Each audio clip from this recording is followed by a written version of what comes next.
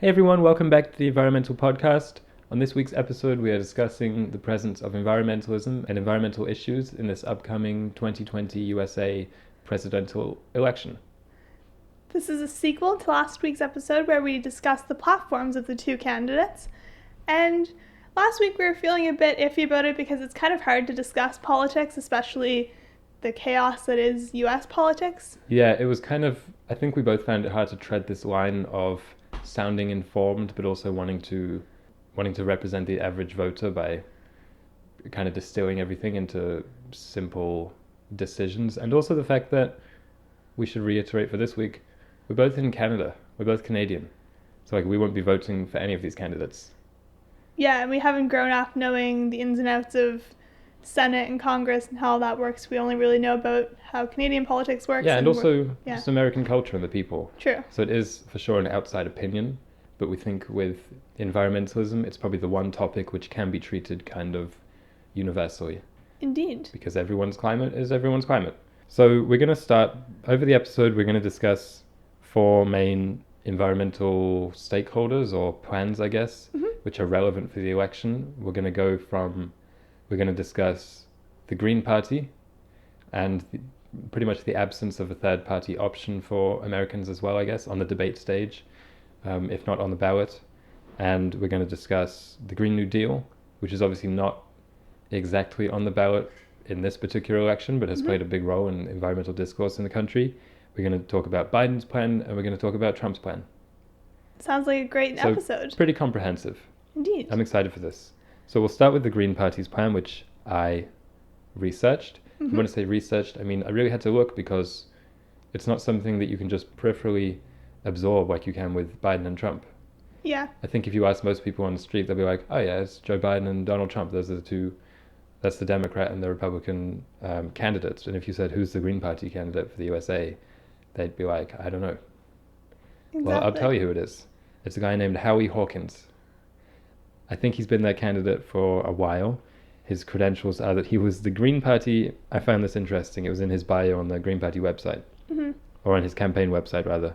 He was the Green Party's candidate for governor of New York in 2010, 2014, and 2018, each time losing the election, but receiving enough votes to qualify the party for the ballot for the next election. Interesting. So I think that gives you an insight into how small the Green Party is. Yes. That their leader was not remotely close to winning his governorship in New York, which is a pretty liberal state. So he's the candidate. Reading into their platform a little bit, it is radical, to say the least. They are unashamedly eco-socialists. It makes both the Green New Deal and the Biden plan seem very tame in comparison. Really? Yeah, it's super ambitious. It's basically like, okay, there's Medicare for all. They want to reduce military budget, end wars, legalize marijuana. So it's kind of like, okay, they're on the left. Yes. So that's just where they are, even irrespective of their environmental positions. They're very liberal. And then their own Green New Deal, they use that word on the website that time. Okay. They tout themselves as putting forth the original Green New Deal. Okay. It's comprised of two separate plans, I guess, two separate parts of legislature. One of which they propose is the Economic Bill of Rights, which guarantees things like a living wage job, an income level above poverty, decent home, healthcare, as I mentioned, free education from pre-K to college, a pension, things like that. So it's socialist. Yeah, very much so. Expanding social security to a further extreme than the Democrats want to. Yep. And they plan to pay for this with budget redistribution. So as I mentioned, reducing the military budget and things like that, progressive taxation, and revenue from the sale of publicly produced goods and services, because they want the government to pretty much control everything. You know, they're eco-socialists. Yep. And the other part of that, their own Green New Deal, is the Green Economy Reconstruction, which is very ambitious. It plans to zero out greenhouse gas emissions and build a 100% clean renewable energy system by 2030. Whoa. Whereas the Biden plan is, 2050? 2050. So they say, 10 years. That's enough time. And they want to do this. The main two ways are the main way is by creating an interstate renewable electricity system comprised of largely a wind farm network and a smart electric grid. And they want the government, when they're elected, to buy out most of the country's electric utilities and all the country's oil companies. Okay. So what do you think to that? I mean, it's a bit Marxist, like they want to be in control of everything. It seems like the most, like you would need a kind of fascist government. Very authoritarian, you mean? Yeah. Not fascist, but authoritarian. Very authoritarian, to try and get these things through, no matter who's going to be tackling climate change. It's all about big government, basically, which I think will contrast later with the GOP statements on environmentalism. Yeah, and even with degrowth theorists, they say the government's going to have to get huge in order for it to get small. Yeah. Because they'll have to, like, get huge, kind of get rid of all those big corporations that have so much lobbying power and power over people's lives. And then once all those corporations are either, like, redistributed, so, like, GM becomes the railway company or whatever, then we can get smaller and, like, yes, have smaller governments. But yeah, I think, like, big ambitions are needed to tackle climate change. I respect them for that. I would just question the efficacy of all their platforms and the entire party as a whole, because it's like the Green Party just doesn't grow. Similar to in Canada, it's like it just never grows. And maybe this is part of the reason environmentalists, there's this constant debate over whether there should be incremental plans and incremental improvements. Our is usually represented by the Democrats and in Canada the Liberals, or whether it should be more ambitious as represented by the Greens. And I think Democrats win that. The more moderate approach tends to be winning. Yeah, for sure. It wouldn't work. Like, if we want to actually stop climate change from completely tearing apart the world, we need to, like, act quickly and within a 10-year range. But that's not how you get elected. Like, this Green Party can never get elected in America, yeah. They also, it's not like these ambitious goals are, like, inspiring the nation, because no one knows about it? No one knows about it. They know the Green New Deal and the Democrats, but no one knows about the Green Party in the US, it seems. So for their plan, aside from the environment, they hope to create a ton of jobs. There are a lot of numbers thrown around the website, but it's the usual thing from environmentalists where, okay, well, all this new infrastructure and all this, they want to pretty much reconstruct all buildings in a more energy efficient way and things like that, using better materials. They say, okay, well, this is also going to create a ton of jobs. It'll be great for the economy. So that's pretty much universal, I think, across leftist platforms. Create a ton of jobs, and as I said, everything owned and managed by the federal government. They want to reconstruct all industries, manufacturing, agriculture, etc. in more environmental ways. They pretty much just want to overthrow everything. Yeah. Overturn everything, should I say. Ban fracking and all new fossil fuel infrastructure. That's good, right? Yes. Is that also present in the Biden plan? It is. No nukes. So no nuclear isn't in there. Okay. Isn't in there. There's a lot of that in Biden's. Zero waste manufacturing and recycling. And the one thing I found most interesting was electrified rails. They were big about transport. Ooh, yeah. For intercity high speed, so across states basically, and intracity trolleys to decrease the reliance on cars. And especially they emphasize for freight. So they want to basically really, really tone down the trucking industry. Fantastic. With incentives to get long distance truck hauling and shipping off of highways and onto railways. Cool. Which sounds to me like a great idea. We're big train fans on the Environmental Podcast. We are. Getting a train tattoo soon, actually. Do you think? No, Just snaking all across your body? Make a living... Like, look at my sleeve and it's just a train. You carry around dice and people can actually play Snakes and Ladders on you? Yeah. Snakes and Ladders has nothing to do with trains, of course, but it could be trains and cars. Exactly. Something like that. Oh, the other thing I wanted to mention, community control of police. They're very kind of on that train of defund the police and revamp law enforcement and things like that. That's interesting. I think it's an interesting platform. It's clearly inspired the Green New Deal and the Democratic platform on environmentalism.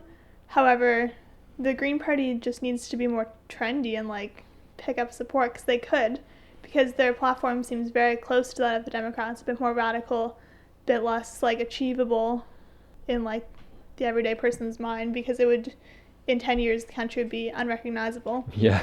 But it'd be so cool. Imagine if you went to the States in 10 years, whenever we moved there, and it's just like... You can go via train everywhere. Yeah. I think we talk a lot off air about the Green Party, right? Usually the one in Canada, but also the one in the US. Yeah. And we just say they have to focus on brand. They do. They really just have to focus on brand. They just have to get some marketers from Pepsi or Coca-Cola or Yeezy or whatever it is and just just focus on brand for a few years. Mm-hmm. Because, especially in America, it's like everyone's crying out for a third party. Everyone is so disenfranchised with the Democrats and Republicans. And yeah, I think that's really a space which can be exploited. Libertarian got like way more votes than it should have in 2016. Mm-hmm. And it wasn't a great platform. I really think that there's a space for that. It kind of contrasts, I think, in Canada, not super aware of it, but I think the Green Party wasn't incredibly progressive, were they? No, they put themselves on a different axis. So there's left, right, centrist. Like NDP is farther left than Liberal. Then the Green like puts itself just separate. It doesn't even consider itself like an environment or a government organization. It considers itself like more of a not-for-profit. Ooh. Even though it's running to be in charge, but it's running it more as a not-for-profit than as a campaign. Interesting. Yeah. One thing we can definitely say is that we've had 2 debates now. We've had the Trump-Biden debate and the Kamala Harris-Mike Pence debate, which, as of this time of recording, happened just last night. Yeah. I think there's space for at least a third party on that stage. I think so. It would need a very charismatic leader, someone who was confident and forceful and inspiring to rally people behind him. But I believe it would be, that patriarchy getting to me. Anyway, I think it'd be interesting to see a third party on the stage in a U.S. debate. Are you optimistic about the Green Party? Either the U.S. or Canadian one? Canadian one, yes. I knew a lot of people that voted for the Green Party, which was good. Mainly young people, obviously. It needs just a makeover, a facelift. Because I was talking to a lot of people in like the sustainability college. I know like some people are like really private with what they're voting for, but that's just silly, I think, and outdated. Yeah, young people I don't think are very vocal about it. Yeah, so they'd be like, no, I'm going to vote Liberal because I don't want Conservatives to get in. I'm like, vote who you want or else it's not a democracy. I think I've said that a lot of times, maybe off air, but if you don't vote for who you want in, then it's not a democracy. Yeah, that's a good point, I guess. Yeah. So you're against all sorts of strategic voting? I think so. Well, not in this case in the US, obviously, but this is kind of an exception. Right. I'd encourage going forward everyone to vote for who they want, because then the Green Party would get some traction, and then maybe people would start actually recognizing their platform as what they actually want instead of saying, oh yeah, the Democrats are kind of what I want, but then they would actually read the Green Party platform and say, oh no, this is exactly what I want. That's why I would say if you are, I'll reiterate my advice from my recommendation from last week, which was if you're in a state which is already blue, there's no chance of Trump winning, I would say just vote for who you want.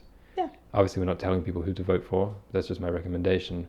If you're in a state which maybe a swing state, Trump might get in, I would most likely just vote Biden, because when the alternative is like climate change denial, basically, that's an issue.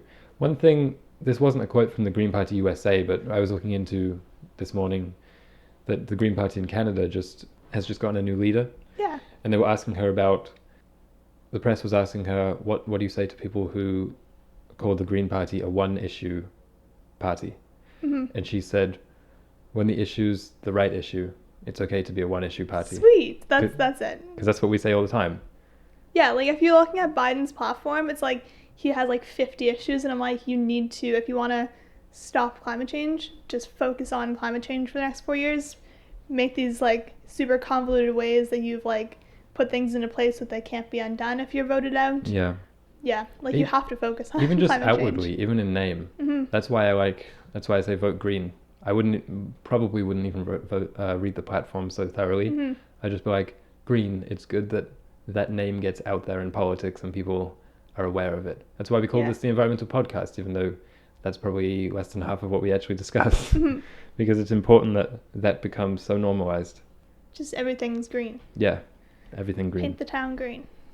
Exactly. Speaking of green, can I move on to the Green New Deal? Do you have anything else about the Green Party? No, for sure. Cool. So the Green New Deal's pretty neat. It's a resolution that was proposed by Alexandria Cortez and then Edward Markey, who is a senator in Massachusetts.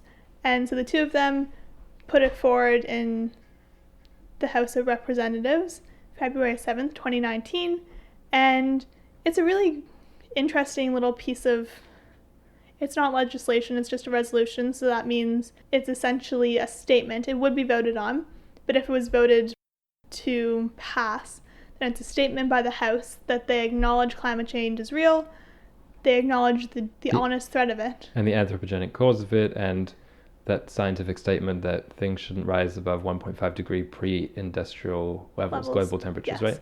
A few other commitments in it about investing in clean energy, high-speed rail. It seems to me like it's pretty much asking the US government to kind of formally acknowledge these, what we call basic facts about climate change and the environment today, and what we would also call basic and necessary goals, however vague they are.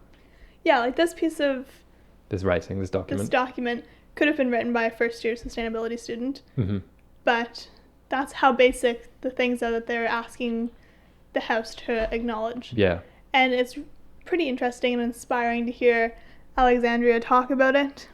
There's a few videos I'm going to recommend just off the cuff.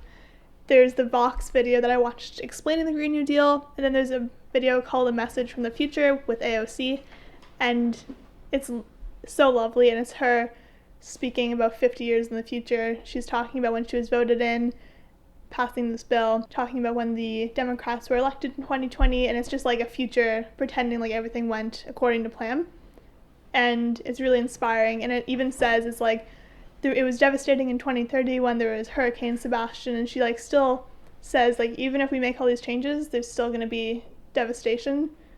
So like we need to make these changes. I love that because because you know that at the first sign of a storm or a wildfire, when environmental legislation does pass, everyone will be up in arms saying like, see, it didn't do anything, these things are natural, blah, blah, blah. So it's good to hear that she acknowledged that. Yeah. What's crazy about this document to me is that I encourage everyone to read it. I hadn't read it. It's such a kind of innocuous piece of writing. It doesn't make any outrageous claims, and yet it caused such a reaction in the US. I have some quotes of the reactions. Do you want to hear them? Yeah, of course. Just like, they're comedic to me. So it was considered a socialist takeover. Another one is, the plan will confiscate cars and require Americans to ride around on high-speed rail, supposedly powered by unicorn tears, by Senator Tom Cotton, which seems like a character in Huckleberry Finn. Anyway, Trump said it would take away your airplane rights. I don't know what that means. No, they even mentioned air travel in there, so right? it's like one of the leading causes, so they were just trying to reduce it. Yeah. Turn to rail. And that quote about the unicorn tears, I was like, I would love to be on a high-speed rail. I was like, they're going to take away your cars and give you these crazy futuristic trains. Especially if it was powered by unicorn tears. Yeah, like, that sounds good. This is another one. Ice cream, cheeseburgers, and milkshakes would be a thing of the past. Livestock would be banned.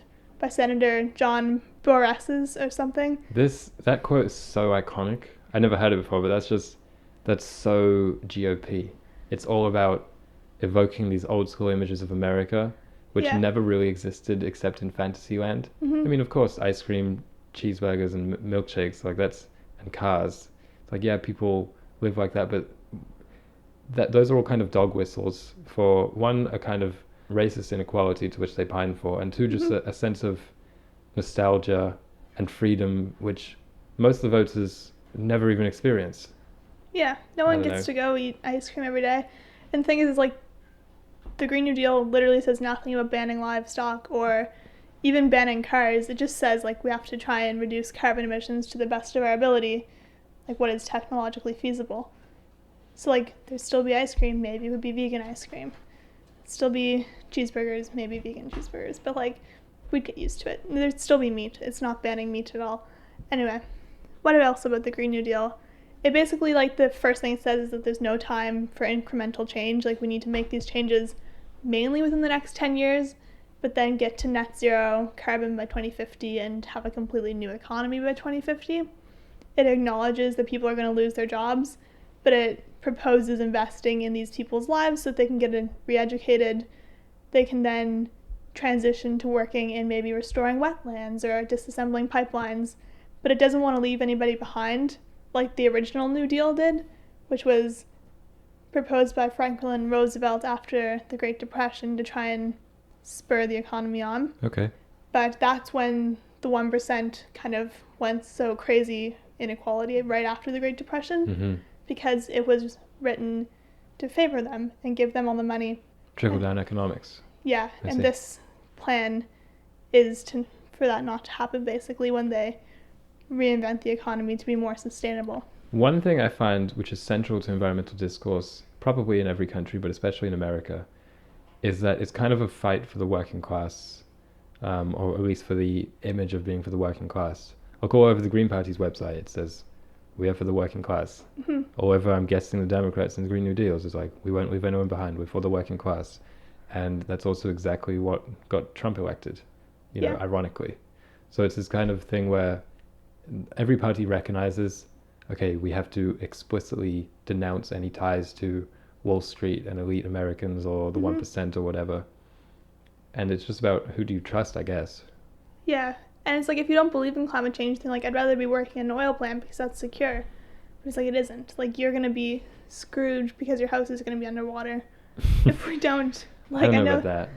But it's just like there'd be I think $1 trillion in damages if they don't do anything.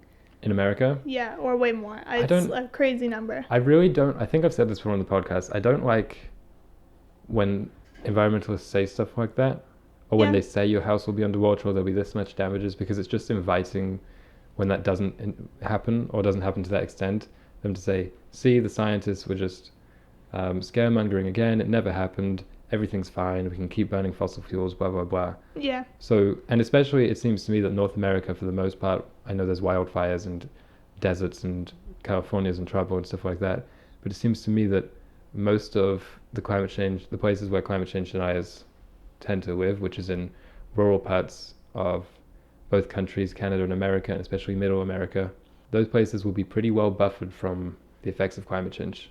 True. Should I say the environmental effects of climate change, Mm-hmm. where it's this thing where trying to appeal, I think, to people's selfishness about this is what will happen to you, this is what will happen to your home.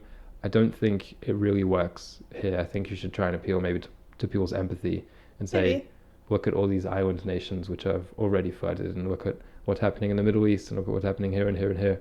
I think that's a little bit more important. Even just saying, look at what's happening to the animals and the ecosystems. Fair. I mean, you could deploy both tactics. Yeah, that's true. It's not like we have to choose one. We can say it's all true. I'm just wary of predictions. Yeah, always. That's fair. Because it could be. I think it's so often used against environmentalists already about predictions from the Fair 90s play. or whatever. But it's just incredible that the devastation is going to happen if the whole world doesn't make a change. But the US is responsible for like 20% on average of the carbon emissions every year. And it's like, so therefore they need to be a leader in reversing the effects of their ways, I suppose. So that's the Green New Deal, huh? Mm-hmm. Let's talk about Trump's plan. Trump's plan. That's a song, right? Trump's plan? Yeah. It's a Drake song? Mm-hmm. Or should I say lack of plan? Oh. I have the notes in front of me, and I thought it would have been funny if I just titled it Trump's plan and then left the page completely empty underneath it, which is how it was for a while, but I decided to jot some notes down. Because, as I mentioned last week, the GOP doesn't have a platform for this coming election. Oh, there is no plan. Yeah, that makes sense. I think in a press release they just said, we side with the president on everything. Oh. Because they know he can't stay on script. They know he's a maverick, you know? Yeah. So I referred back to the 2016 platform. Okay. Which essentially attacks all environmental regulations and the EPA and all Obama-era environmental, what we would call progress, and government intrusions into what they would call the freedom of American farmers and manufacturers. Oh, okay. It says, for instance, the government shouldn't, quote, play favorites by subsidizing renewable energy, and it wants more drilling, fracking, coal, etc., because it wants America to be an more economic powerful powerhouse when it comes to utilizing all their natural resources, which activists and environmentalists want to keep in the ground. It mocked that catchphrase of keep it in the ground. Okay. So what about all the wind in America? They're just going to let that go to waste? No, they said that that's a good thing. They just want energy from all sources. Oh, okay. They want to keep going along with that, but they said that it would be foolish to leave all America's natural resources in the ground, especially as Republicans love to point this out, that in the 60s or 70s or whenever there was the first environmental scare, people talked about there only being this much coal in America and natural gas, but then recently they found way more So it's like, hey, the Liberals were wrong or whatever. Look, we keep getting more and now we're a world leader. And I think they use that as a kind of distraction from the fact that fossil fuels will run out. Because like, well, they said we only had this much and now we have this much, so who says we're going to run out? We'll just keep finding more. I'm like, I don't know, it's finite. Yeah. You will run out. It just might not, it just won't be in our lifetimes or probably the next ones. Yeah, so it wants more drilling, fracking, coal, etc. I love this quote. The Republican Party reaffirms the moral obligation to be good stewards of the God-given natural beauty and resources of our country. Natural stewards, natural takers, extractors. Yeah, it reminds me of in the first debate when asked about the environment, Trump was like, yeah, I want clean air, I want clean water.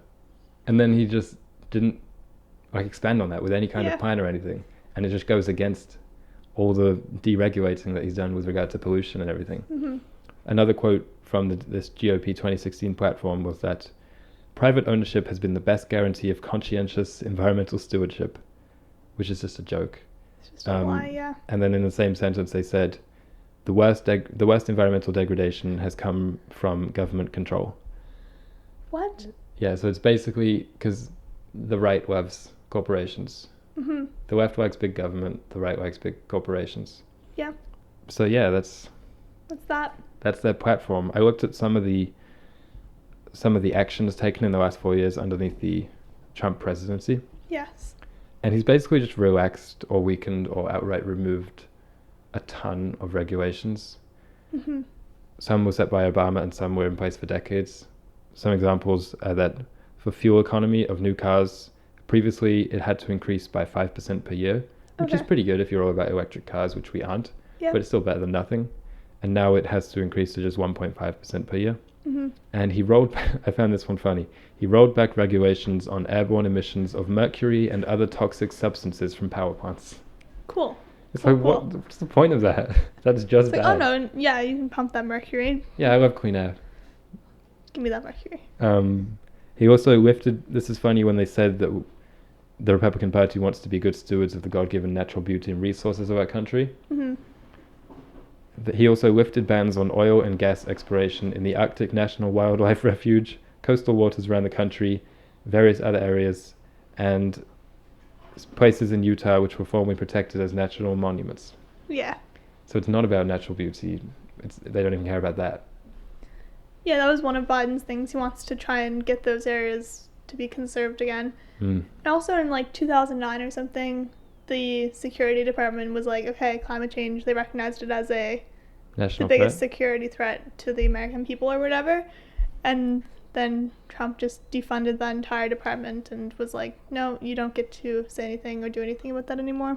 I think this is a good launching point to just discuss America's environmentalism in general and the difficulties which will be faced trying to make any kind of progress. We talked about it yesterday when we were watching the debate between Pence and Harris, just like the overwhelming despair which can come from thinking about environmentalism in that country, because Trump's whole quote-unquote environmental concern is about bringing back coal jobs and clean coal and all this stuff. It's like it just won't happen. They're so living in the past, it's crazy. And I know we often talk that we live in the past because we want to degrow, which is inherently kind of traditional, I guess. Yeah. There's a lot of things that we preferred about the past. We attack modernity a lot. Yeah. But I think this is just they just need want to look to the future and try and like tie in any of the little for technology. Yeah, they just want the worst of the past. Yeah, basically. That's what it seems like. The worst of energy, the worst of manufacturing. The worst of like social conditions. Yeah. Yeah. It's so despairing because we can think, okay, well, this Biden plan, which we're going to talk about, that sounds pretty progressive. Maybe he can get elected and put it into place. Yeah. Or get things started. But then it's like when inevitably the next GOP president is elected, they'll just make it their mission to undo. Yeah, so Biden's plan should be to change the attitude of the majority of the population, I think. But I don't know, everything's just, people swing so quickly. Yeah, it's true. It's tough. But it's more about the people than the government, I think.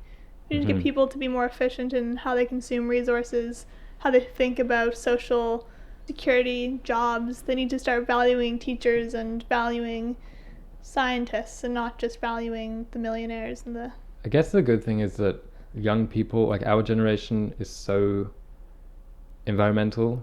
Sure. I know we could say about the young hippies of the 70s and the 60s that they were all about Greenpeace and Save the Whales and against, in the 80s and At least there was against, progress in the 70s until Exxon and Yeah. the likes. and against nuclear and everything. But the point is they were on the street and that was like a new thing for them. Mm-hmm. I feel like, this might be me living in a sussed bubble, but I feel like our generation has just grown up with it being like a foundational, it's like, yeah, climate change is a thing and we need to be more sustainable. Like, it's not a radical idea among young think people. so. I hope that Hope. it's just a widespread thing that everyone has internalized, so that obviously when we become the majority voting populace, that's the way we vote, especially when we start Hopefully. running. That's the way we'll run. I know people always have that hope about young people, which is that, well, they're more liberal and then things in 20, 30 years will be more liberal, but it seems different because, like the climate matches last year, it just seems like this is a young people issue. I think so.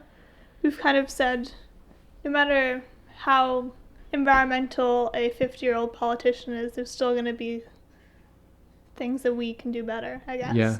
Well, or that it's more like we will face the actual Yeah. consequences of it.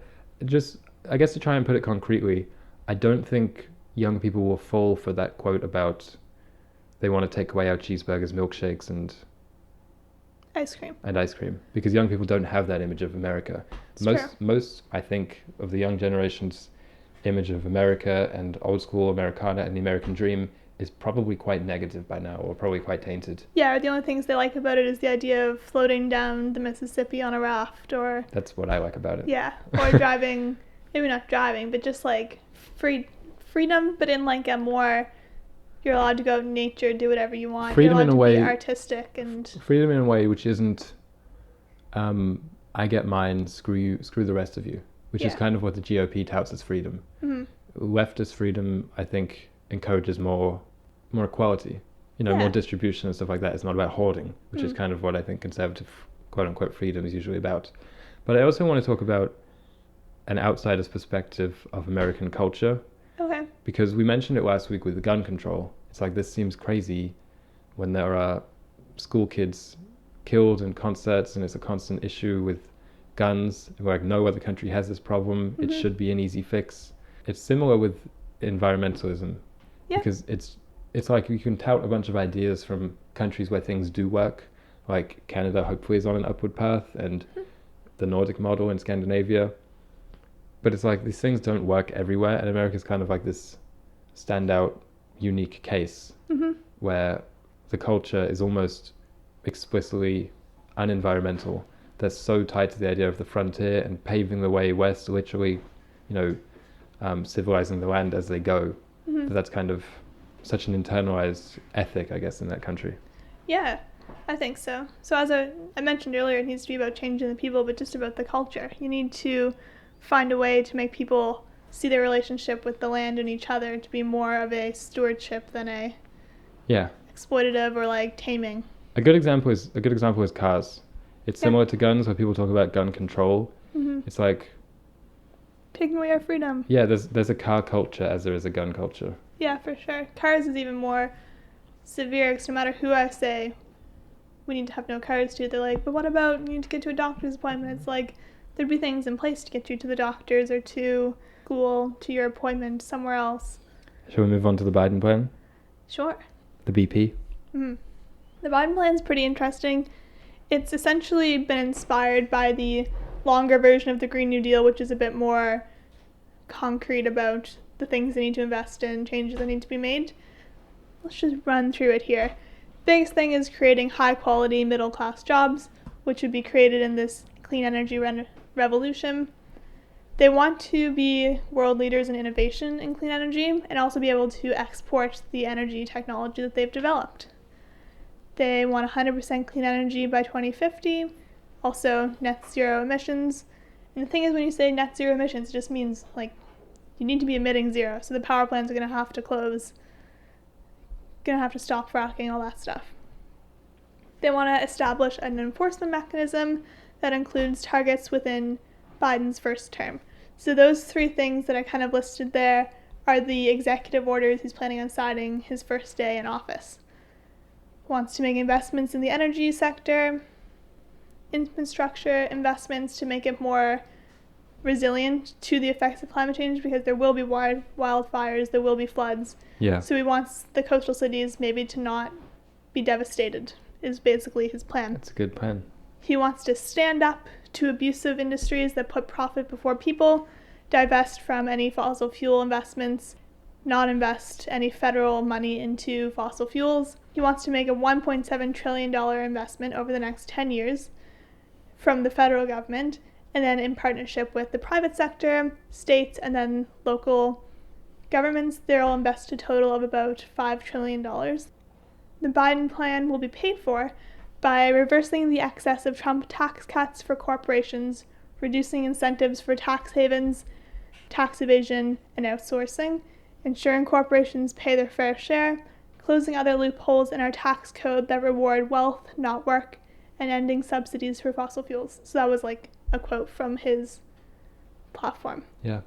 Then he lists a bunch of things that he wants to invest in, either finding alternatives to or developing. So he wants to find alternatives to air travel, invest in lithium-ion batteries, conservation, corporate transparency. He wants to instate in Canada any project, basically, if you're going to build a building, it's subject to an impact assessment. So that's social and environmental.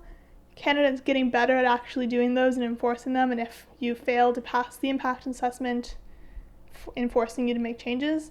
But that's like pretty new in Canada, so he wants to instate something like that. And obviously the entire thing would be informed by science and in partnership with universities, labs, and stuff. He wants to mitigate urban sprawl.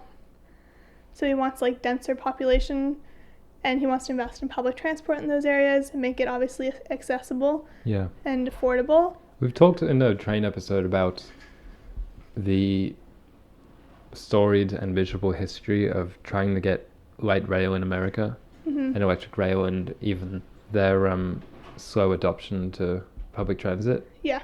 That's such a hurdle to overcome.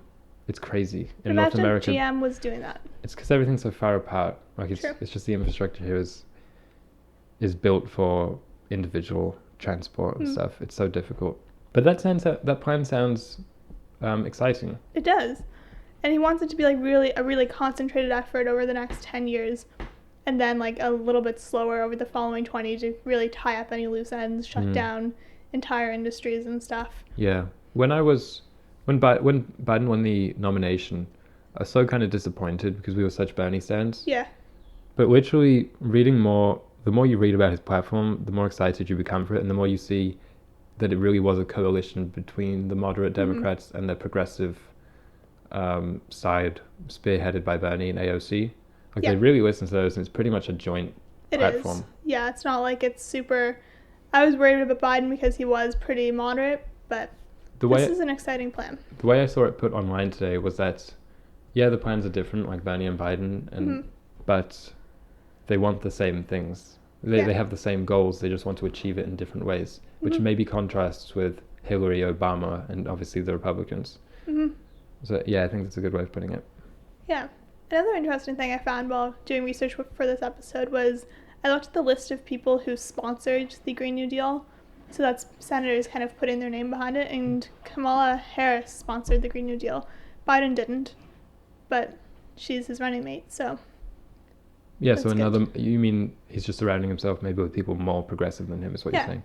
Yeah, I think they mostly share the same politics in other areas, but if she's more radical environmentalist, that's better, obviously. Yeah, she's more environmental and social justice oriented, and he's more, as I've said, I think in the last episode, like law and order, which is whatever, I guess. The biggest caveat with any Democrat plan is that I think it's a corrupt party and they're paid off by big corporations and beholden to lobbyists and all these things, so I don't think they have very earnest ambitions. But it's good that they're outwardly putting that out there anyway. I think so, and there's a few spots on his website where he says he wants the next election to be the first one where corporations can't sponsor candidates, and also they don't want corporations to lobby as much, so to put some more, I don't know what you can put in place. I don't even know how companies lobby. As we've said before, we're both shocked that it's even a thing. Yeah. But he wants to try and make some changes. That seems like something that probably won't happen, but who knows? I mean, the other good thing about Democrats is that, compared to Green Party at least, is that there's a chance some of this gets passed. Yeah. It's like there's no chance that anything the Green Party ever puts on their platform for the foreseeable, I would say, next 15, 20 years, will ever see federal legislation. No. Will ever pass through those hallowed halls of Congress or whatever. Is there even a single member of Congress who is green, or are they all red or blue? They're all red or, well, I'm pretty sure they're all red or blue. The only non-Democrat or Republican senator, I think, at least for the last few years, was Bernie, an independent. Yeah, because he's an independent, yeah. I think that's correct. I know there's no Greens represented anyway. No. So yeah, it's such a duopoly. Mm-hmm. Anything else you wanted to discuss? Do we have any conclusions to make? We need more than two parties. Yeah. We need extreme and rapid action to mitigate and stop the effects of climate change. Yeah. There just isn't a choice. And it needs to be led by people, perhaps even more so than government, because you can't trust, especially in America. It's like every 4 to 8 years, the government will change its opinion on this, like do a 180 basically. Mm-hmm. So, ideally making it a non-partisan issue and just a issue of the people. An issue of the people. Love that. So if you guys like this episode, you can find us on Instagram at @the_environmental, where we post more uplifting stuff about the environment, our plans for the future, some behind the scenes content, and just our thoughts on the world around us. Thanks for listening, and vote.